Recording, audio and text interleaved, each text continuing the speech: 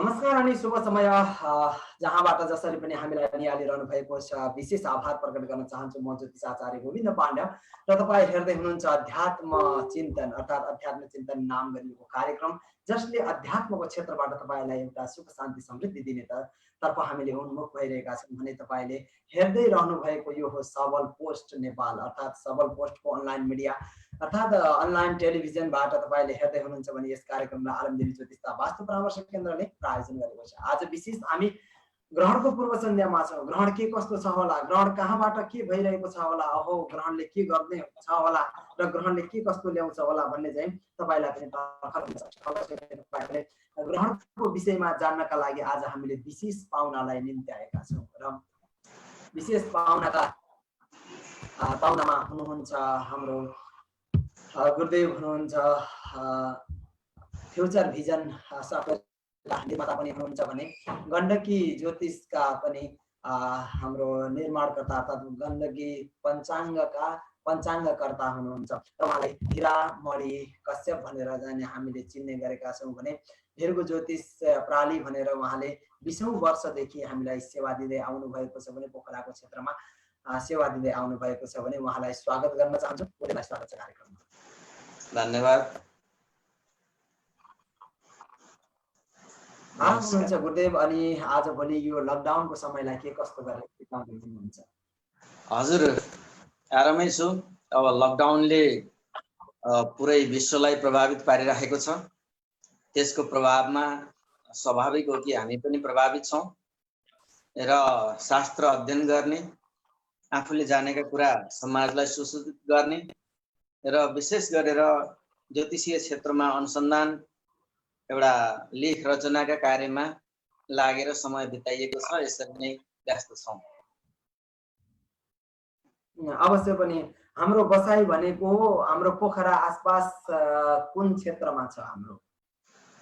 मेरो बसाइ पोखरा नयाँ बजार। अवश्य पनि पोखरा नयाँ बजारतर्फ हुनुहुन्छ भने हामी अब भने ग्रहण के हो कस्तो हो भन्ने चाहिँ अहिलेको ग्रहण कति वर्षको संयोग भएको छ र के कस्तो छ भन्ने कुरा कौतूहलता सबैमा जागेको छ। यो कौतूहलतालाई मेटाउने प्रयत्नमा हामी छौँ र चाहिँ हजुर जस्तो व्यक्तिले एउटा चाहिँ अध्ययन अनुसन्धानमा लागेको व्यक्तिले एउटा सामान्य व्यक्तिले पनि बुझ्दाखेरि ग्रहणलाई कसरी बुझ्दा राम्रो हुन्छ, ग्रहण के हो त? रामं विद्धि परं ब्रह्म सच्चिदानन्दमद्वयं सर्वोपाधि विनिर्मुक्तं सत्तामात्रमगोचरम् आनन्दं निर्मलं शान्तं निर्विकारं निरञ्जनं सर्वव्यापिनात्मानं सुप्रकाशकल्मषं। श्री रामचंद्राय नमः, श्री गुरवे नमः। भगवान को प्रार्थना, गुरु को प्रार्थना पश्चात यहाँले अत्यन्तै उत्तम प्रश्न राखिदिनु भएको छ। वास्तवमा ग्रहण भनेको के हो, ग्रहण कसरी लाग्छ, ग्रहण कति प्रकारको हुन्छ र यसलाई ज्योतिषीले ज्योतिषशास्त्र मार्फत कसरी जानेका हुन्छन् भन्ने कुरा अत्यन्तै महत्त्वपूर्ण कुरा छ। ज्योतिषशास्त्रमा ग्रहण भनेको के हो? नर्मली मान्छेले ग्रहण भन्ने बित्तिकै एउटा कुनै कालो बादल या मुस्लो आएर सूर्यलाई छेक्ने होला भन्ने अर्थमा बुझिन्छ। वास्तवमा ग्रहण भनेको त्यो होइन। ग्रहण के हो भने सूर्य, चन्द्रमा र पृथ्वी जब एकै डिग्रीमा एउटै एंगलमा आइपुग्छ र त्यो अवस्थामा सूर्य र पृथ्वीको बीचमा चाहिँ चन्द्रमा आइपुग्छ, तब त्यो अवस्थालाई सूर्य ग्रहण भनिन्छ। सूर्य ग्रहण हमेशा अमावस्याको दिन लाग्ने गर्छ, किनकि अमावस्याको विशेष गरेर राहुले युक्त अमावस्या, चन्द्र सूर्य जुन छ त्यो चाहिँ राहुले युक्त भएको अमावस्या जुन छ त्यो दिन विशेष गरेर ग्रहण लाग्ने हुन्छ र ग्रहणको प्रभान्त समय निर्णय गरेर यसलाई कति बजे लाग्ने, कति बजे छोड्ने, कति बजे मध्य हुने जुन शास्त्रले निर्णय गर्छ। त्यसै गरेर ग्रहमानाधिके तस्मिन् सकलम न्यून मन्यथा योगार्धमधिके न तस्य विक्षेपे ग्रास सम्भव। अब ग्रास कति ग्रास ग्रसित हुन्छ त? तपाईको 20%, 50%, 80%, 90% वा 100%, अर्थात् अल्पग्रास, खण्डग्रास, बलय आकृतिको जुन एउटा चुडामणी ग्रहण भनिन्छ, रिङको एउटा चुराको आकारमा बन्ने ग्रहण, त्यस्तै गरेर खग्रास ग्रहण, यो ग्रहणका प्रकारहरू हुन्छन्। खग्रास ग्रहणमा कति पनि हामीले सूर्यको या चन्द्रमाको दर्शन पाइँदैन र पूर्ण रूपले ग्रसित हुन्छ भने खण्ड ग्रहण वा अल्प ग्रहणमा, ग्रासयुक्त ग्रहणमा केही मात्रामा सूर्यलाई या चन्द्रमालाई हामीले देख्न सकिन्छ। भोलि 2077 साल आषाढ 7 गते आइतबारको दिन, अमावस्या तिथिको दिन सूर्य ग्रहण लाग्दैछ। यो ग्रहण खण्ड ग्रहण हो र खण्डग्रास ग्रहण नेपालमा खण्डग्रास हो र कुनै ठाउँमा पूर्ण पनि छ, यो खग्रासको रूपमा पनि देखिनेछ, नेपालमा खण्डग्रासको रूपमा देखिनेछ। त्यस्तै गरेर कहाँदेखि कहाँसम्म देखिन्छ भन्ने प्रश्न आउँछ। यो ग्रहणको बारेमा पूर्व तपाईको हङकङ, सिङ्गापुरदेखि लिएर नेपाल, भारत, पाकिस्तान, अरब, एथोपिया, कङ्गो, पाकिस्तानको दक्षिणी भेगमा यो विशेष गरेर देखिन्छ र जस्तै भारतको उत्तरी श्रीनगरमा जहाँ चाहिँ 33 डिग्री भन्दा अधिक अक्षांश भएको स्थानमा यो ग्रहण चाहिँ देखिँदैन र त्यो भन्दा कम अक्षांश भएको स्थानमा ग्रहण दृश्य हुनेछ।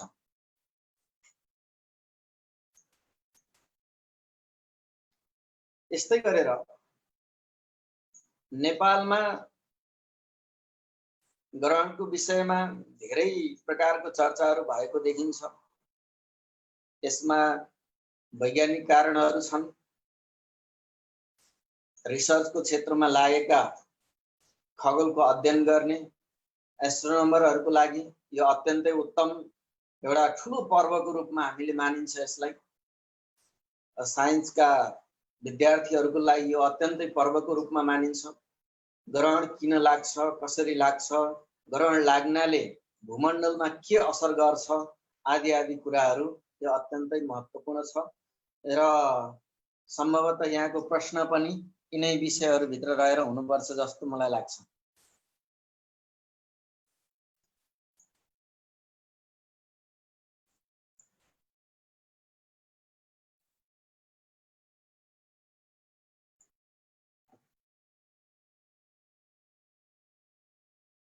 नेपाल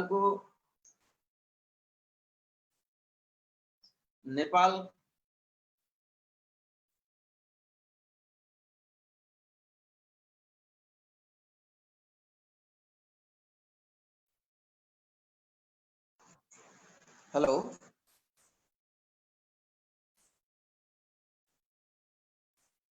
हेलो हजुर हजुर गुरुदेव, मलाई सुन्नु भएको छ? हजुर सुने, बल्ल सुने। अवश्य पनि यो ग्रहणहरूका प्रकारहरू पनि हुन्छन् र यसमा चाहिँ नि यो अहिलेको ग्रहणमा चूडामणि योग पनि बनेर आएको छ र यो चूडामणि योगको सन्दर्भमा र चाहिँ कति वर्षदेखि यो संयोग भनेको दुर्लभ संयोग छ भन्ने कुरा पनि हामीले सुन्नमा आएको छ भने यसका बारेमा केही बताइदिनुहोस् न गुरुदेव। यस्तो प्रकारको ग्रहण करिब 40 वर्षमा एकपटक आउने गर्छ र 40 देखि 50 वर्षको अन्तरालमा यो देख्न पाइन्छ। यो अत्यन्तै दुर्लभ ग्रहण हो र ज्योतिष शास्त्र अनुसार यो एउटा अत्यन्त विचित्रको खगोलीय घटना हो जसलाई सर्वसाधारणले एउटा प्रत्यक्ष अनुभव गर्न पाउँछन् कि शास्त्र कति विज्ञान सम्मत छ भन्ने कुरामा। यो जुन चुरामणी ग्रहणको कुरा छ, यो चुरामणी ग्रहणको दुईटा अर्थ छन्। एउटा त आइतबार सूर्य ग्रहण लाग्यो भने र सोमबार चन्द्र ग्रहण लाग्यो भने यसलाई चुरामणी भनिन्छ। एउटा रिङको आकार प्रतिबिम्बित हुने ग्रहणलाई पनि चुरामणी भनिन्छ। तसर्थ यो हामीले अहिले चुरामणी योग विशेष गरेर बार र ग्रहणको संयोगले बनेको हुनाले भनिएको हो। पूर्ण रिङ भने यसमा बनेको छैन। र विभिन्न ठाउँमा अक्षांश देशान्तरको भेदले सबै ठाउँमा अलग अलग प्रकारले अलग अलग समयमा देखिने हुन्छ। कहीँ ग्रहण 7 बजे प्रारम्भ भएको छ भने कहीँ ग्रहण 2 बजे गएर प्रारम्भ भएको छ। यो ग्रहण लाग्ने यस्तो प्रकारको स्थिति हुन्छ। तसर्थ यो मात्रै भौगोलिक अवस्थाले प्रभावित पारेर यसो भएको हो। यसलाई हामीले सकारात्मकै लिनुपर्छ र अनुसन्धानकर्ताहरूको लागि यो ठुलो अवसर हो भन्छु म। हजुर अवश्य पनि गुरुदेव।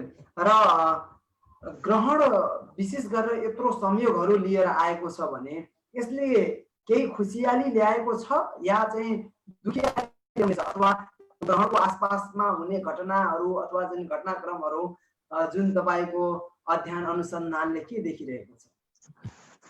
ग्रहण लाग्दा जति पनि ठुलो या लामो समय लाग्ने ग्रहणहरूले कहिले पनि त्यति राम्रो फल दिएको हाम्रो अनुभव छैन। विगतमा हामीले 200 वर्षको एउटा ग्रहणहरूले के कस्तो घटायो भनेर हामीले अध्ययन गरेका छौँ। त्यो ग्रहणले हमेसा ठुलो ग्रहण गएको अवस्थामा प्राकृतिक आपदाहरू झेल्नु परेको छ। सूर्य ग्रहणमा विशेष गरेर पहाडी क्षेत्रलाई प्रभावित पारेको र चन्द्र ग्रहणमा जलीय क्षेत्रलाई, समुद्री तटीय क्षेत्रलाई अधिक प्रभाव पारेको हामीले देखेका छौँ। त्यस्तै गरेर सूर्य ग्रहण जलराशिमा लाग्यो भने पहिरो जाने, बाढी जाने यो प्रकारको एउटा स्थिति हुन्छ। र अग्नि तत्त्व राशिमा लाग्यो भने आगोको भय हुने र विशेष गरेर अग्नि चोर, त्यस्तै गरेर हत्या हिंसा जस्ता चिजहरू यसले वृद्धि गर्ने हुन्छ।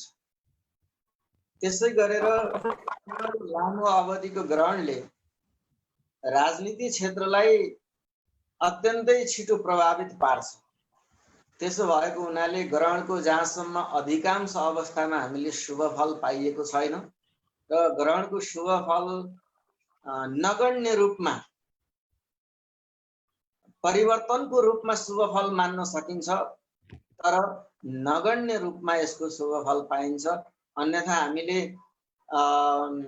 धेरै ठुलो लाखौं लाख व्यक्तिहरू भूकम्पबाट मृत्यु भएका हामीले घटना हेरेका छौँ, जो कि ग्रहण लाग्ने बेलामा या ग्रहण लागेको 15 दिनभित्रमा भूकम्प गएको छ। र ग्रहण हमेसा अमावस्या र पूर्णिमाको दिन लाग्ने हुन्छ। त्यसो हुनाले प्राकृतिक आपदा पनि हमेसा अमावस्या या पूर्णिमाकै आसपासमा वा त्यसको 15 दिन भित्रमा आएको हामीले भेटाएका छौँ। तसर्थ यस प्रकारले हेर्दा ग्रहणलाई शुभ फलदायक मानिँदैन। अहिलेको यो आषाढ मासमा लागेको ग्रहण विशेष गरेर कृषि क्षेत्रलाई प्रभावित पार्नेछ, जनस्वास्थ्यको क्षेत्रलाई पनि यसले प्रभावित पार्नेछ। त्यसै गरेर कला क्षेत्रमा लागेका व्यक्तिहरूको लागि पनि यो राम्रो हुने छैन। कला सङ्गीतमा लागेका व्यक्तिहरूको लागि यो अत्यन्तै दुःखदायी रूपमा हामीले कि विशिष्ट प्रकारका कलाकार या राजनेताहरू गुमाउनु पर्ने स्थिति पनि बन्न सक्छ। यसो भन्दै गर्दा नेपालमा नै हो त भन्ने पनि प्रश्न आउँछ। नेपालमा मात्रै नभइकिन ग्रहण दृश्य हुने स्थानलाई विशेष गरेर हामीले मान्नुपर्छ। तर ग्रहण जहाँ जहाँ देखिए तापनि सर्वाधिक ग्रहण चाहिँ नेपालको पश्चिम विशेष गरेर लिम्पियाधुराबाट अत्यन्त धेरै ग्रसित भएको हामीले देख्नेछौँ पाउनेछौँ। तसर्थ लिम्पियाधुराको आसपास क्षेत्र वा नेपाललाई अधिक प्रभावित पार्नेछ। अवश्य पनि गुरुदेव। र अर्को कुरा अहिले चलिरहेको प्रसङ्ग अनुसार कोरोनालाई केही राहत दिन्छ, कोरोनाबाट जनताले केही राहत भन्ने पनि हल्ला आइरहेको छ, यसको सत्यता के छ? कोरोना एउटा नयाँ रोग हो जसको लागि ज्योतिषीहरूले धेरै अध्ययन गर्नुपर्छ। अहिले तत्कालै यसको भविष्यवाणी जुन प्रकारले गरेका छन् प्रारम्भिक तहका विद्यार्थीहरूले, त्यो अनुसन्धानकै क्रमको भविष्यवाणी हो भन्छु। वास्तवमा त्यो सूचनामूलक जनतालाई सचेत गराउने खालको भविष्यवाणीमा मैले त्यसलाई मान्दिनँ। र हमेसा एउटा साइन्सले पनि विज्ञानले पनि के भन्छ भने ग्रहणको बेलामा ब्रह्माण्डमा नेगेटिभ एनर्जी, नकारात्मक शक्तिको प्रभाव भइरहेको हुन्छ, जसले गर्दाखेरिमा यो सहज हुन्छ कोरोना भन्ने अवस्था चाहिँ देखिँदैन। र अझै यसले केही दिन चाहिँ अझै दुःख दिन्छ कि अझै वृद्धि बढाउँछ कि भन्ने अवस्था चाहिँ रहनेछ। तसर्थ यो ग्रहणले छ्याट्टै कोरोनालाई सिद्ध्याइदिन्छ भन्ने अवस्था ज्योतिष शास्त्रमा हामीले प्रमाण भेटिएको छैन र यो मान्ने पनि छैन। मात्रै के हो भने आश गर्न के सकिन्छ भने तिमीले बिगारेको हो तिमीले सच्याउ भन्ने उखान छ नि त। अवश्य पनि त्यो अनुसारले चाहिँ ग्रहण लागेर गत साल जुन डिसेम्बरमा जुन ग्रहण थियो, पुसको 26 गते होला, त्यो ग्रहण लागे पछाडि यो जुन दृश्य भयो, कोरोना अब यो महामारी रोग चाहिँ विश्वभरि फैलिएको छ, त्यो हुनाले ग्रहणबाटै सकिन्छ कि भन्ने पूर्व अनुमान विद्वानहरूले लगाउनु भएको छ। यो एक प्रकारको अनुमान मात्रै हो, तर वास्तविकता यो हो भन्नेमा चाहिँ मलाई लाग्दैन। तर थोरै आश गर्न के सकिन्छ भने जहाँबाट स्टार्ट भएको हो त्यहीँबाट अन्त्य हुन्छ कि भन्ने आशा चाहिँ गर्न सकिन्छ। अवश्य पनि कति ठाउँमा अथवा चाहिँ कति विद्वानहरूले र ज्योतिष शास्त्रमा विश्वास गर्ने व्यक्तिहरूले अथवा चाहिँ ज्योतिष शास्त्रका भनौँ न ज्योतिषीहरूले चाहिँ फलादेश गरिसक्नु भएको छ कि यसको अन्त्य भनेको अब आउने ग्रहण पछि चाहिँ अन्त्य हुन्छ, अथवा चाहिँ ग्रहण पछि हामीले सुख शान्ति फेर्न पाइन्छ भनेर उहाँहरूले आकलन गरिरहनु भएको छ। र वैज्ञानिकहरूले पनि एउटा पक्षमा चाहिँ केही दिन सक्छ कि भन्ने चाहिँ आश चाहिँ गरिरहेका छन्। यो पक्षलाई हेर्दाखेरि के ती ज्योतिषीहरूले भनेको कुराहरू के गलत नै हुन्छ बुझ्यो? होइन, ज्योतिषीहरूले भनेको कुरा गलत त होइन। ज्योतिषीहरूले एउटा आधार एउटा शास्त्रीय मर्यादामा रहेर भविष्यवाणी गर्नुपर्छ, त्यो भित्रै रहेर ज्योतिषीहरूले गर्नु भएको छ भन्ने चाहिँ मलाई लाग्छ। तर मुख्य कुरो के हो भन्दा अहिलेको भविष्यवाणी भनेको कोरोनाको औषधि जुन प्रकारले टेस्ट भइरहेको छ त्यही प्रकारको भविष्यवाणी हो। त्यो प्रमाणित भविष्यवाणी हो भन्ने चाहिँ समय होइन। त्यसो भएको हुनाले अभ्यासरत छौँ र जहाँसम्म मलाई लाग्छ केही समय त यसको शुभ परिणाम देख्न पाइँदैन नै, किनकि शास्त्रको आज्ञा छ। 12 संहितामा ग्रहणको फलको बारेमा स्पष्ट बताएको छ, मेदिनीय ज्योतिषमा ग्रहणको फलको बारेमा स्पष्ट बताएको छ। त्यसै गरेर मुहूर्त चिन्तामणि आदि ग्रन्थहरूमा पनि ग्रहणको बारेमा फलादेशहरू बताइएको छ र सकारात्मक फल कहीँ पनि देखिएको छैन। त्यसो हुनाले अत्यन्त यो ग्रहण पश्चात समाप्त चाहिँ हुँदैन। ग्रहणको लगत्तै केही 15-20 दिनदेखि 1 महिनासम्म केही तपाईको बढ्ने र त्यस पश्चात सहज हुँदै जान सक्ने अवस्था चाहिँ मैले पनि त्यो अनुमान गरिराखेको छु। ग्रह गोचर अनुसार त्यो स्थिति आउँछ भन्ने लागेको छ। अवश्य पनि गुरुदेव, जसरी ग्रहणबाट केही राहत लिन पाइन्छ कि भनेर व्यक्तिहरूले सोचिरहेको अवस्थामा यसले चाहिँ नि राम्रा कुराहरू भन्दा नराम्रा कुराहरू पनि त केही ल्याउँदैछ भन्ने कुराहरू पनि छ र यसमा नराम्रा कुराहरू ल्याउने खालको के छ र केमा हामी सजग हुँदाखेरि राम्रो होला? पहिलो कुरो त यो ग्रहणले ल्यायो या ल्याएन,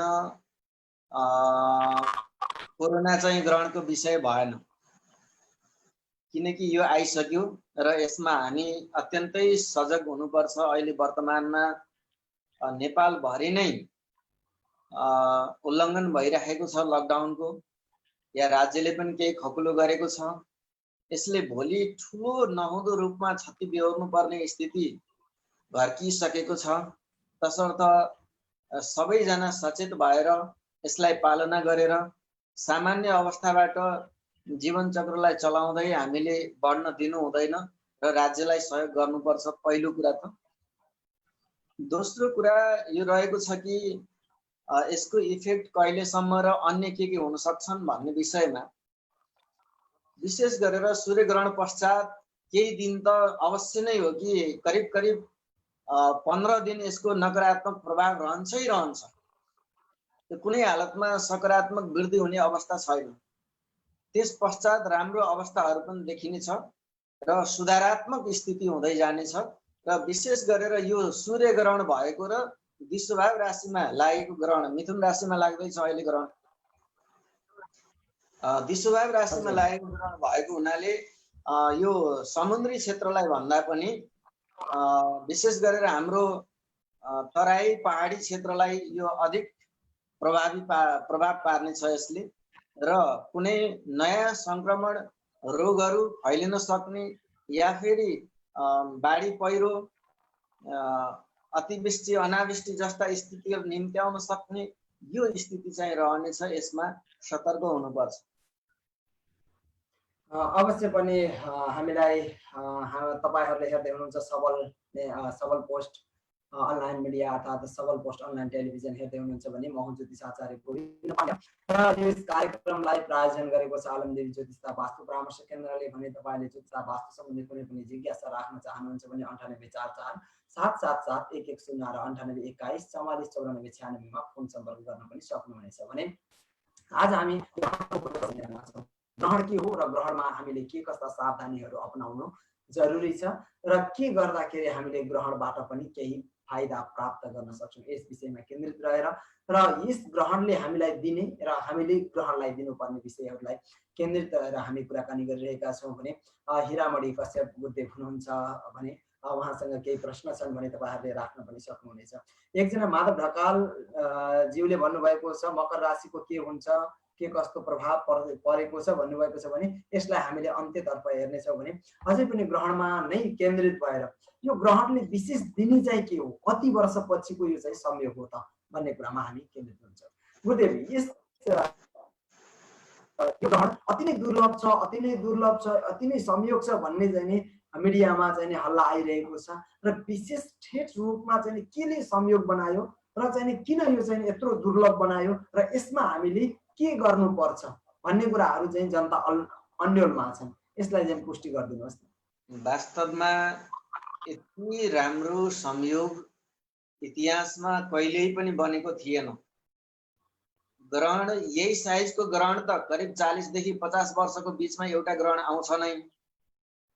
तर यस्तो प्रकारको संयोग इतिहासमा मैले 2000 वर्षको इतिहास हेरेको छु, यो कहिल्यै पनि यस्तो प्रकारको संयोग जुरेन। हेर्नुहोस्, नम्बर 1 संयोग के हो त नि यस्तो संयोग? नम्बर 1 ग्रहण लाग्ने दिन भोलि वर्षको सबैभन्दा लामो दिन हो। अवश्य पनि। नम्बर 2 भोलि साइन कर्कट संक्रान्ति हो। भोलिबाट साउन महिना सुरु भएको मानिन्छ। साइन हाम्रो साइन पद्धति र निर्णय पद्धति, ज्योतिष शास्त्रमा 2 प्रकारको पद्धतिहरू छन्।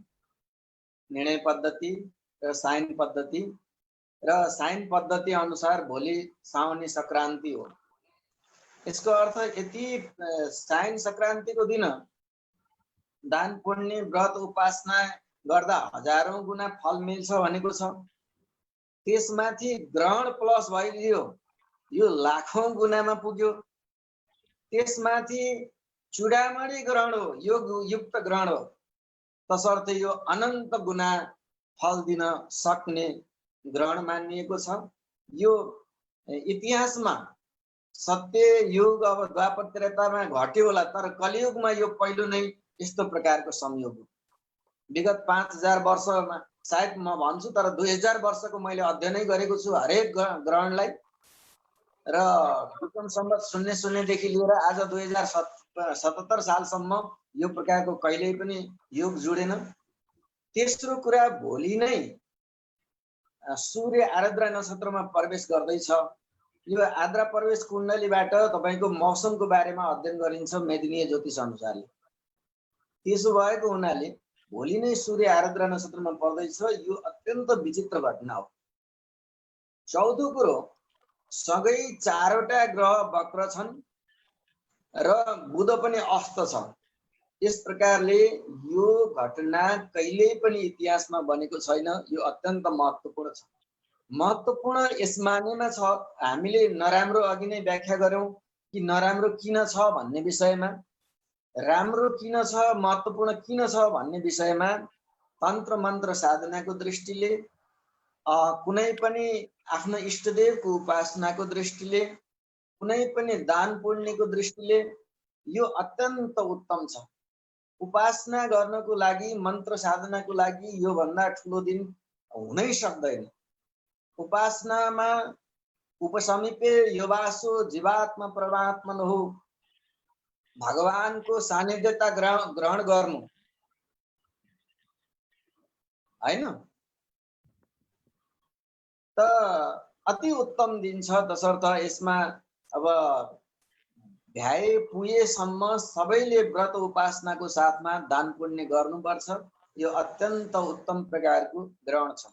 अर्को, यो जुन वलयकार ग्रहण छ, यो वलयकार पनि यो एकदमै कम मात्रामा प्राप्त हुने ग्रहण हो। त्यस्तै गरेर चन्द्र ग्रहणको अवधि धेरै हुन्छ। सूर्य ग्रहण यति लामो रहँदैन।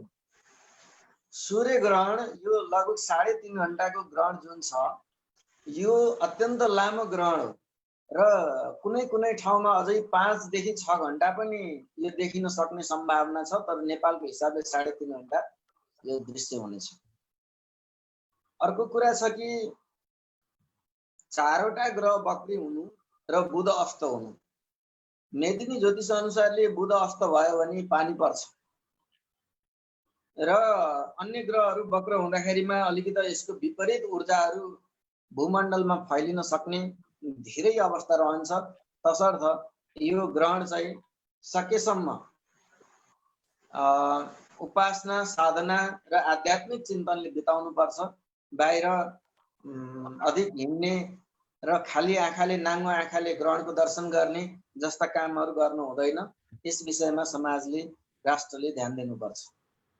हामीलाई एकजनाले मेसेज गर्नुभएको छ, ग्रहण भनेको एउटा प्राकृतिक नियम हो र खगोलीय घटना हो। यसमा केही पनि डराउनु पर्ने केही पनि त्यस्तो देखिँदैन। तर ज्योतिषीहरूले चाहिँ अफवाह फैलाएर डराउन दिइरहेका छन् भनेर चाहिँ मेसेज गर्नुभएको छ। के भन्न चाहनुहुन्छ? हैन, उहाँको विचार चाहिँ सही हो कि यो त्यस्तो त्रसित हुनुपर्ने अवस्था होइन। ग्रहणमा त अब कतिपय राशि पहिला अहिले त सुधारिएको छ। पहिला त फलानु राशिलाई मृत्यु, फलानु राशिलाई क्षति, यस्ता शब्दहरू प्रयोग भएको हुन्थ्यो। तर यो त्रसित हुनुपर्ने चाहिँ होइन। यो एक प्रकारको खगोलीय घटना नै हो।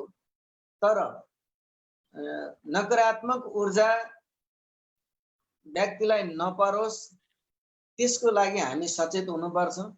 ग्रहणको पूर्व सन्ध्या नै अघिल्लो दिनदेखि नै 12 घण्टा अगाडिबाट नै भोजन आदि निषेध गरिएको छ। त्यो के को लागि त नि भन्दाखेरिमा त्यो विकारबाट हामी जोगिन सकियोस्। ज्योतिष शास्त्र एउटा नर्मली मान्छेले कसरी बुझेको छ भने भ्रमित गराउने, पण्डितहरूले ज्यान पाल्ने बाटो गरेका छन् भन्ने जस्तो पनि एउटा दोषारोपण हुन्छ।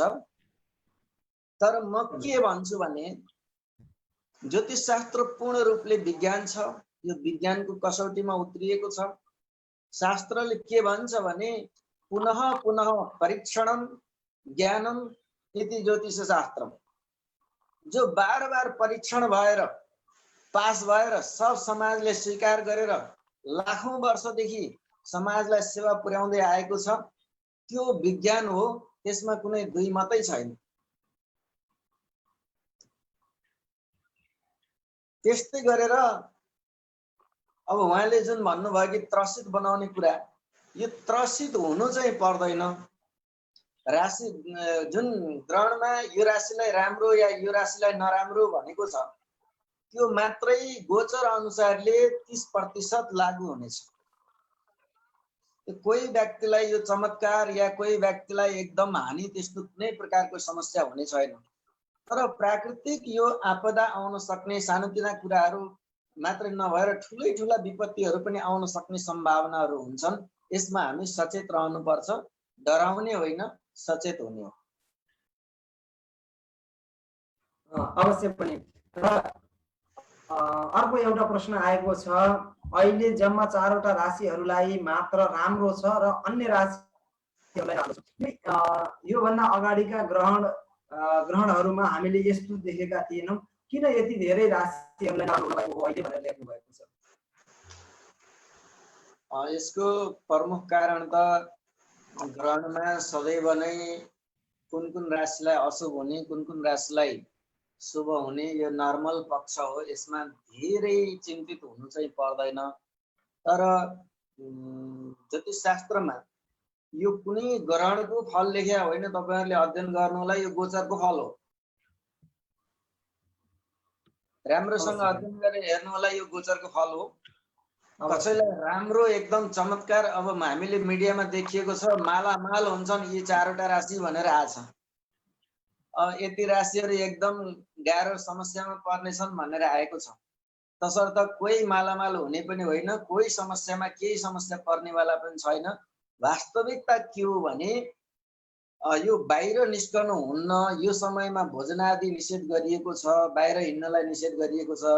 विशेष गरेर सानो बच्चा लिएर, सानो बच्चाहरू, गर्भवती महिलाहरूको लागि अत्यन्तै निषेध गरिएको छ। यो विकिरणले असर गर्छ भनेर गरिएको। यो कुनै त्यो देख्न बित्तिकै मरिन्छ कि भनेर होइन। खाली आँखाले ग्रहण हेरेर तपाईको कतिपय मान्छेहरूको नेत्र गुमेको छ, दृष्टिशक्ति गुमेको छ। यो हामीले मात्र भने होइन, विज्ञानले भनेको हो, प्रत्यक्ष प्रमाणित छ। त्यसो भएको हुनाले यी चीजहरुबाट हामी सतर्क हुनुपर्छ। घरभित्र हुँदा पनि मेरो यो राशि हो र म केही हुन्छु कि भनेर डराउनु पर्दैन। कुनै प्रकारको समस्या हुनेवाला छैन।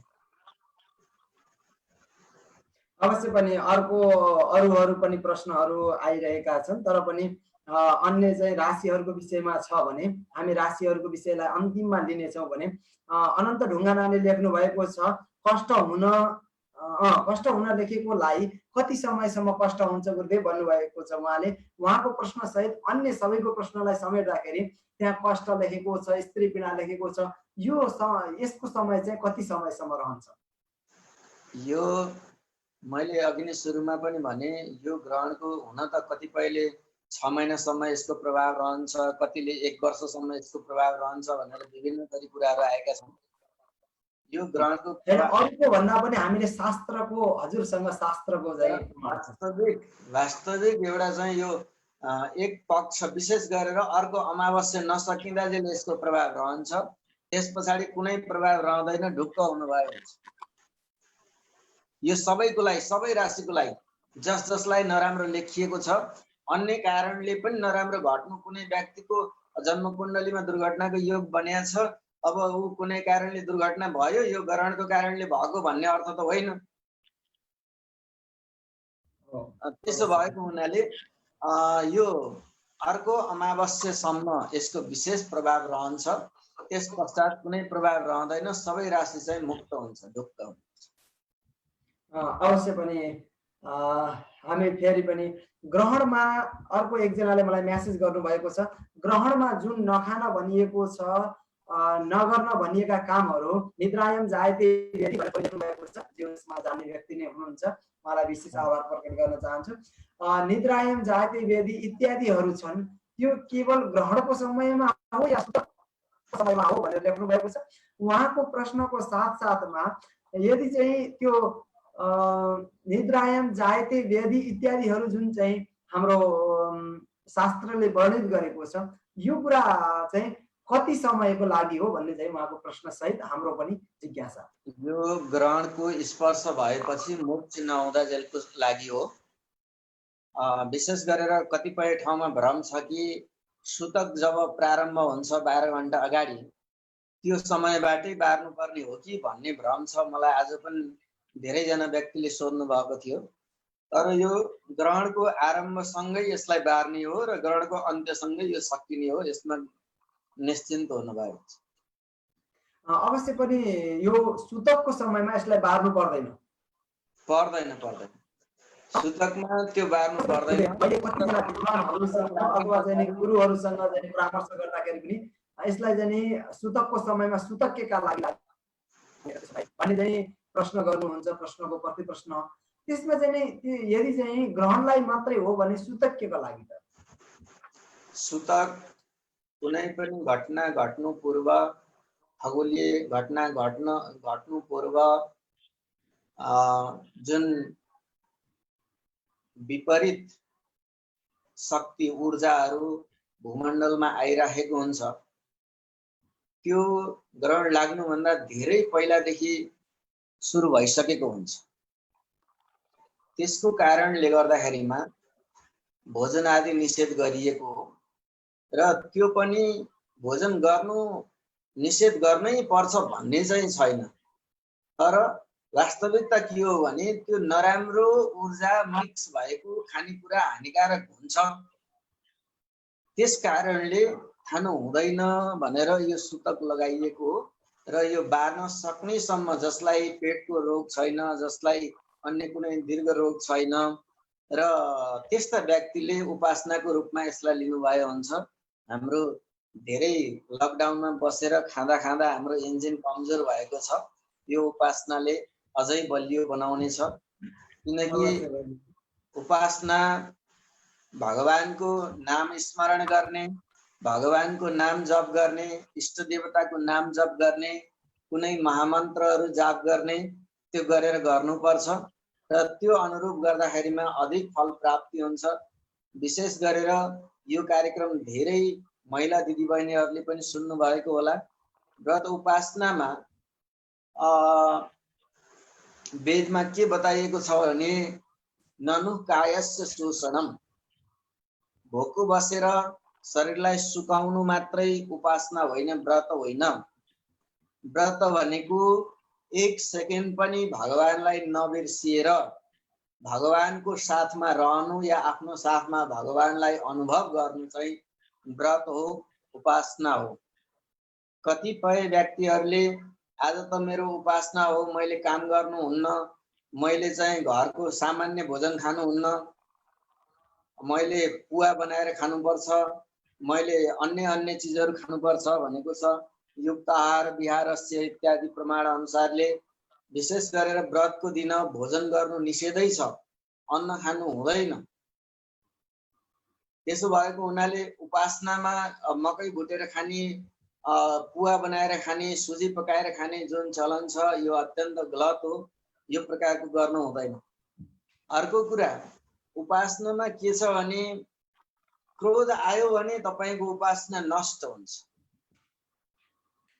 तपाईले कसैलाई दुर्वचन गर्नुभयो भने तपाईको उपासनाको फल नष्ट हुन्छ। तपाईले कसैमाथि दुर्भावना राख्नुभयो भने तपाईको उपासनाको फल नष्ट हुन्छ।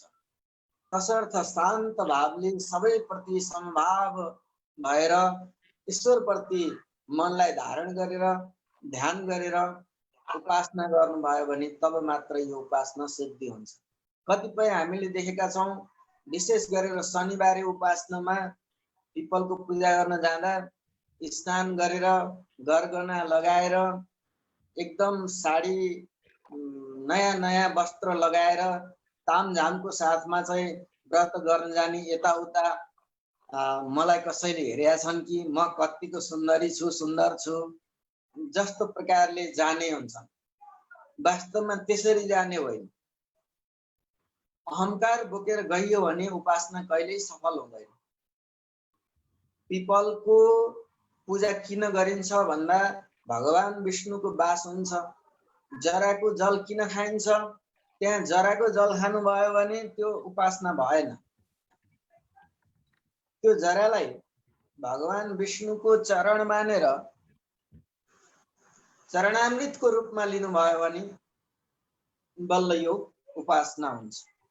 तसर्थ उपासनाको बारेमा मैले छोटो जानकारी गराएँ।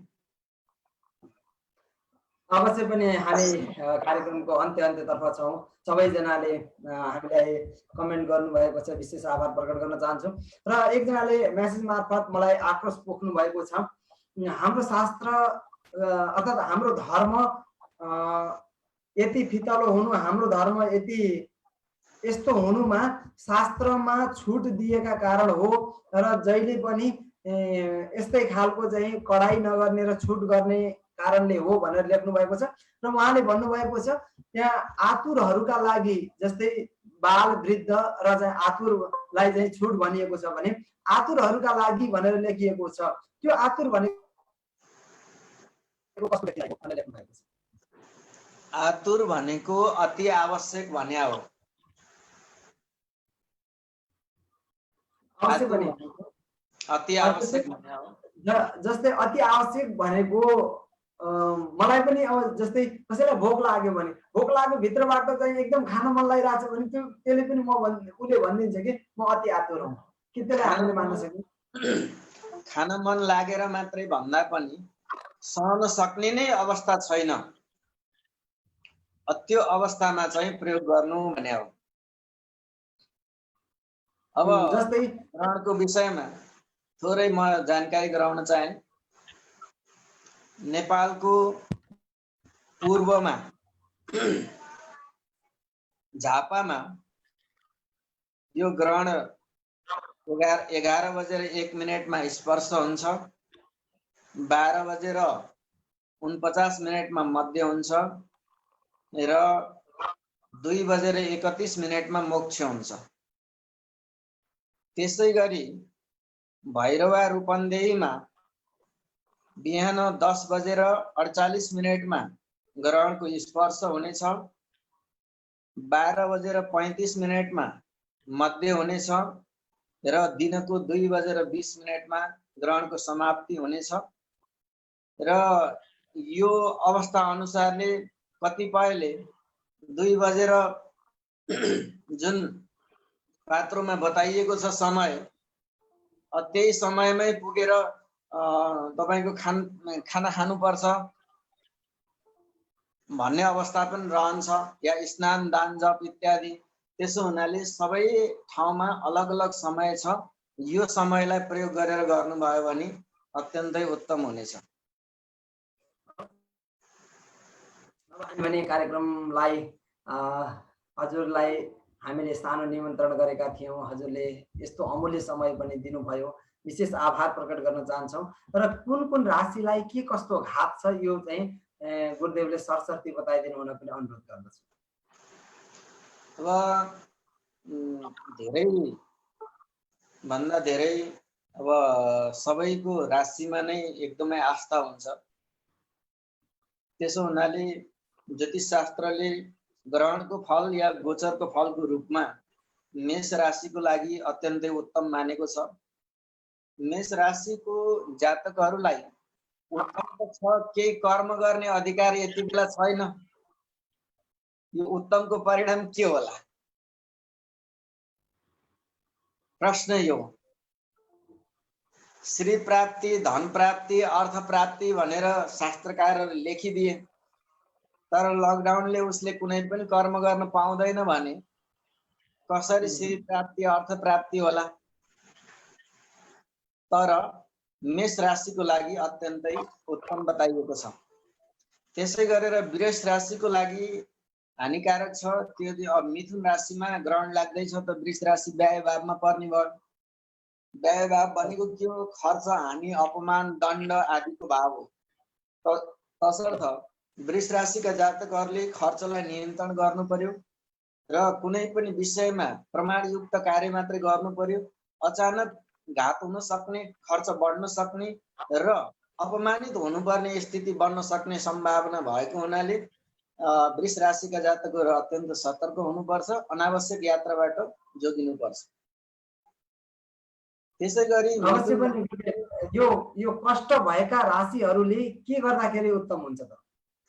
हैन, कष्ट भएको राशिहरूले अरु कुनै उपाय गर्ने होइन, भगवानको नाम जप्ने हो। ओम नमः शिवाय भनेर आनन्दले स्नान गरेर पलेटी कसेर ओम नमः शिवाय महामन्त्र जप गर्ने या ओम नमो भगवते वासुदेवाय मन्त्र जप गर्ने या गायत्री मन्त्र जप गर्ने, यो गरेर बस्नुपर्छ र अरु कुनै पक्षमा नलाग्नु होला। सामर्थ्य अनुरूप ग्रहण सकिए पछाडि दान पुण्य गर्नु होला, किनकि शुभ हुनेले भन्दा अशुभ हुनेले दान पुण्य गर्नु अधिक राम्रो हुन्छ। त्यस्तै गरेर मिथुन राशिको लागि त सर्वघातै छ। कुनै पनि क्षेत्रमा मिथुनको लागि राम्रो मानिएको छैन। तसर्थ मिथुन राशिका जातकहरू सबभन्दा अधिक सचेत हुनुपर्छ। साधन चलाएर हिँड्ने जातकहरू, त्यस्तै गरेर लापरवाही आहार विहार गर्नु भएन, अधिक अनिद्रा इत्यादि तनाव लिने कोसिस गर्नु भएन। यसबाट सचेत हुँदै योगाहरू व्यायामहरू गर्दै सन्तुलन आहार विहार गर्दै केही दिन कम्तीमा पनि आगामी अमावस्यासम्म स्वास्थ्यलाई एकदमै केयर गर्नु होला। त्यस पश्चात सुधार हुनेछ, राम्रो हुनेछ। त्यस्तै गरेर कर्कट राशि। अब यो कर्कट राशि मेरो आफ्नै राशि हो र कर्कट राशिका अब सबै जातकहरूको लागि शास्त्रले अब व्ययको स्थिति संकेत गरेको छ। अब यो व्यय माने खर्च, अरु केही अवस्था छैन। कर्कट राशिको जातकहरूले पनि खर्चमा नियन्त्रण गर्नु पर्यो, अनावश्यक भ्रमण गर्नु भएन र त्यस्तै गरेर अलिकति कसैप्रति आघात नपुगोस्, शब्द प्रयोगमा ध्यान दिनु पर्यो। यति बेला आफ्नो कारणले कोही आफन्तजन नै टाढिन सक्ने सम्भावना अधिक हुन्छ। त्यस्तै गरेर सिंह राशि। सिंह राशिको लागि लाभ भावमा चन्द्रमाको गोचर छ या लाभ बताइएको छ।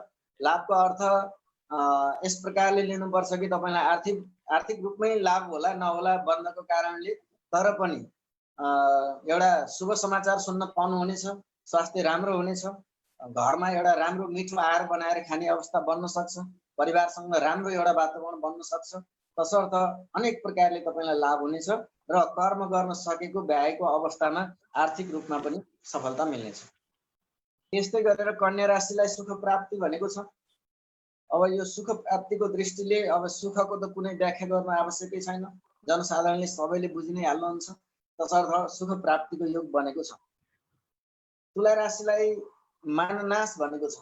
माननाशमा यो द्रव्य नाश पनि हुन सक्छ, माननाश पनि हुन सक्छ। तसर्थ आफ्नो एउटा इज्जतमा, प्रतिष्ठामा, मान सम्मानमा आँच आउने प्रकारको काम कार्यहरू नगर्नु होला।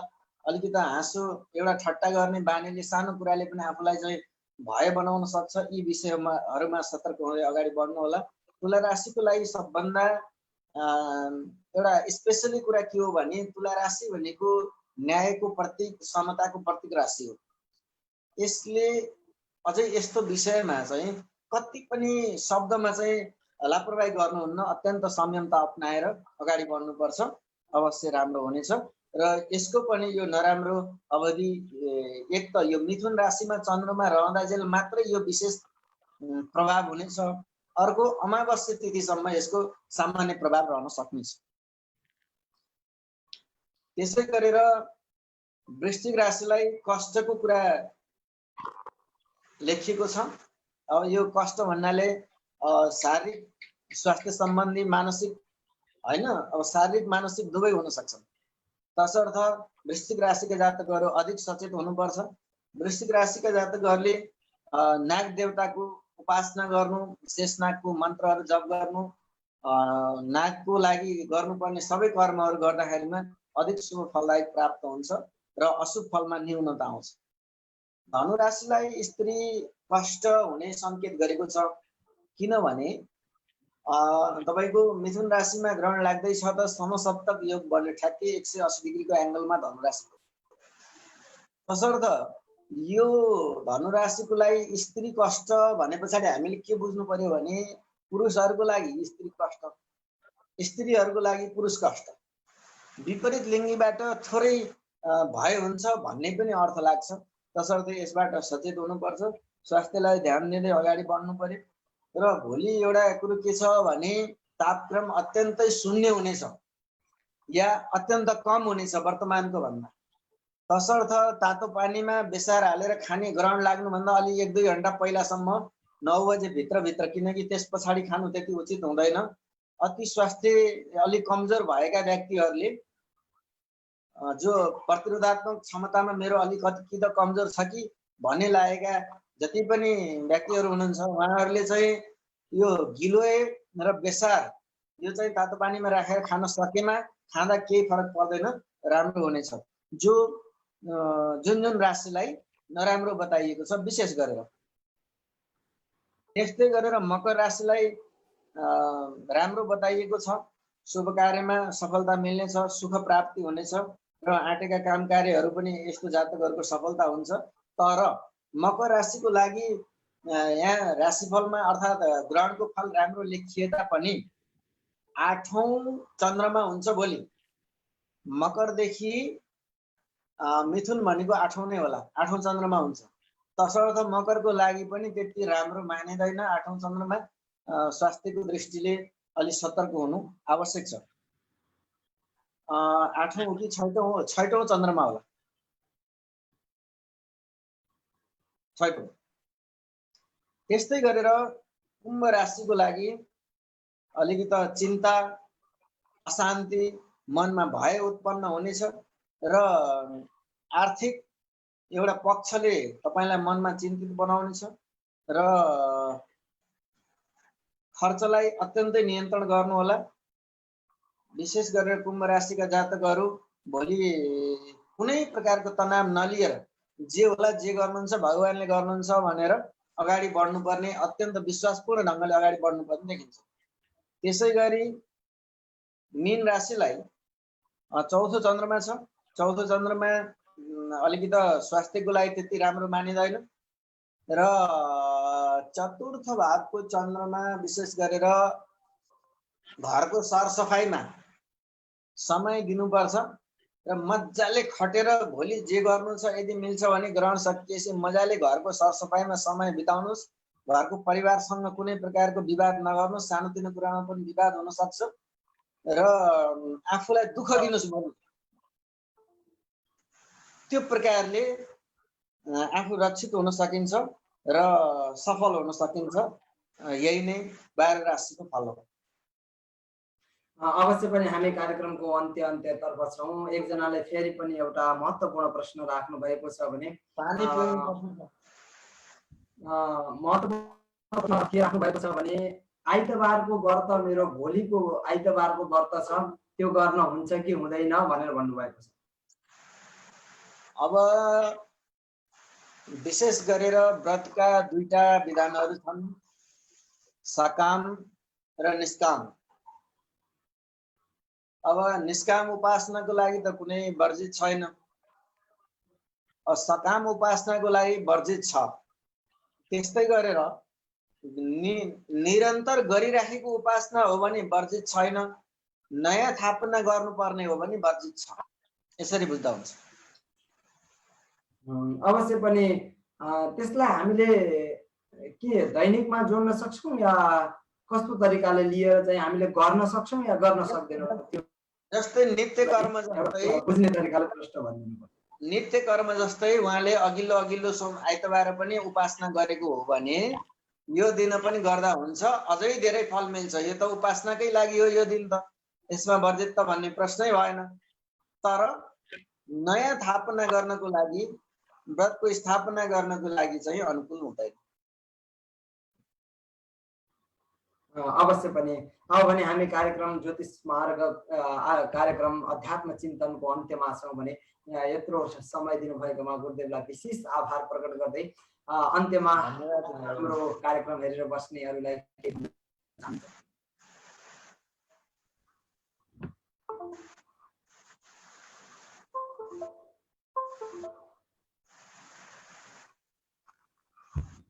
अवश्य पनि गुरुदेव, अहिलेलाई भने हजुरलाई विशेष आभार प्रकट गर्दै कार्यक्रमबाट बिदा गर्न चाहन्छु। तर फेरि पनि यस्तै ज्ञानमूलक कुराहरूमा परामर्श गर्ने मौका मिलोस् भन्दै प्रार्थना गर्न चाहन्छु।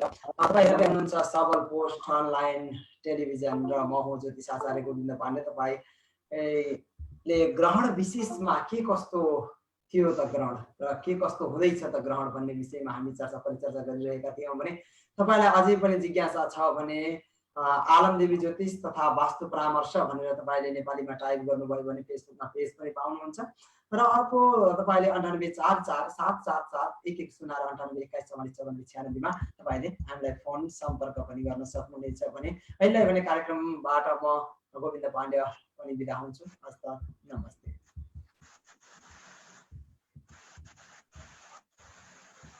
बन्द गर्नुभयो कार्यक्रम बन्द गर्नुभयो गुरु प्रसाद।